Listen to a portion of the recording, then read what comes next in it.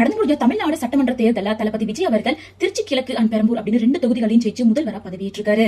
பதவியேற்ற கொஞ்ச நாள் திருச்சி கிழக்குல ராஜினாமா செஞ்சிருக்காரு. சோ இந்த நாள்ல திருச்சி கிழக்குல இடைத்தேர்தல் நடக்கிறதுக்கான பணிகள் தீவிரமா நடந்துட்டு இருக்கு. சோ தாவேகா சார்பில் நடிகர் ராகவா லாரன்ஸ் தான் வந்து திருச்சி தொகுதியில எம்எல்ஏவா போட்டியிட இருக்காரு அப்படின்னு பல தகவல்கள் சோஷியல் மீடியால வைரல் ஆயிட்டு இருக்கனால இது குறித்து ராகவா லாரன்ஸே பேசியிருக்க ஒரு பிரஸ் மீட் ஒன்னு இப்போ சோஷியல் மீடியால வைரல் ஆயிட்டு இருக்கு. அதாவது முதலமைச்சர் விஜய் அவர்கள் திருச்சியில ராஜினாமா செஞ்சதுக்கு அப்புறமா திருச்சி கிழக்குல யார் போட்டிடுவாங்க அப்படின்றது கேள்விக்குறியா இருந்தது. ரீசெண்டா நடந்த திருச்சி தேங்க்ஸ் மீட்ல கூட விஜய் வந்து உங்கள ஒருத்தர் தான் நான் கண்டிப்பா நிறுத்துவேன் அப்படின்ற மாதிரி சொல்லியிருந்தாரு. சோ அப்படி இருக்கும்போது யாரா இருக்கும் அப்படின்ற கேள்வி வரும்போது ராகவா லாரன்ஸ் நிறுத்த போறார் அப்படின்னு பல விஷயங்கள் ரூமர்ஸா பேசப்பட்டிருந்துச்சு.